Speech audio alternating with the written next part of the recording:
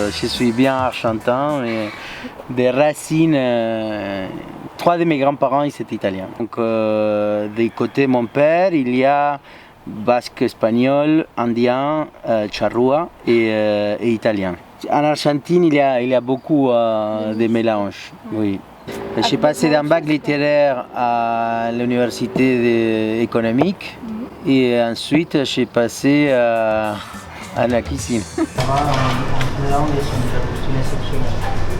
J'ai 2 canards sur hiver. 2 canards sur hiver en tout. Ça n'est pas. Pourquoi vous n'avez pas fait encore? Hein? On y va avec 5 langoustines.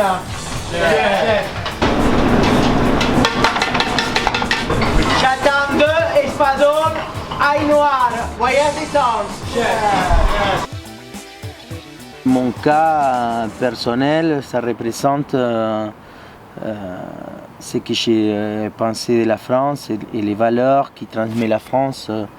En tout cas à l'étranger, de liberté, égalité et fraternité. Parce que j'ai réussi à être chef de l'année pour Golmio, avoir 2 étoiles, être meilleur restaurant de France pendant 3 ans, 6e restaurant au monde, chevalier des arts et des lettres, dans un pays où je suis arrivé juste avec un numéro de portable d'un ami, en parlant moyennement la langue.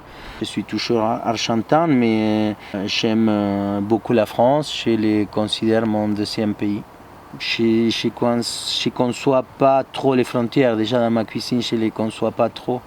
Je conçois l'intelligence de l'homme plus que les nationalités.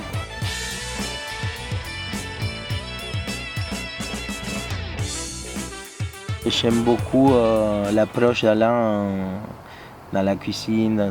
Il m'a beaucoup influencé et c'est une cuisine que j'aime beaucoup. Quand il disait travaille ton geste, et le geste en cuisine c'est très important, écoute tes légumes. Et écouter c'est quelque chose qui est très important en cuisine. Écouter une cuisson. En écoutant, on peut voir si une légume est agressée ou elle est contente dans sa poêle. Et ça reste anecdotique, mais c'est quand même une des choses qui m'a transmis. Mais les autres restaurants où j'étais, chez Bernard Loiseau, au Place Athénée, tous ces passages chez ces grands chefs, ils m'ont permis d'avoir une base solide pour construire après la mienne.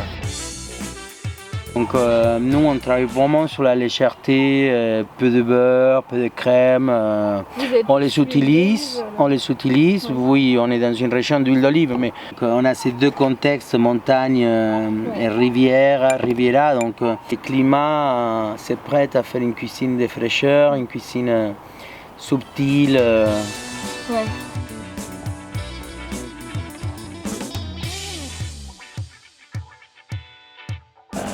J'ai découvert une cuisine qui évidemment avec la taille de la Chine ça change de région en région, donc très riche, très différente et qui a donné cette autre dimension à ma cuisine au niveau de texture, parce que en Chine les textures sont quelque chose de très très important. On a des plats des fois qu'on trouve 5, 6, 7 textures différentes dans un même plat. Qu'ici en France, dans l'Occident, on va trouver maximum 3 à 4 textures. Donc ça m'a vraiment marqué. C'est clair que c'est un métier de sacrifice, c'est un métier où on ne compte pas les heures. C'est comme dans tous les métiers où on est à un certain niveau d'exigence, on est sous stress. Donc il faut vraiment être passionné et aimer ce métier. En fait, on ne peut pas s'appliquer en regardant sa montre. Si déjà on a plus de temps à regarder sa montre qu'à se concentrer sur ce qu'on doit faire, il faut changer de métier.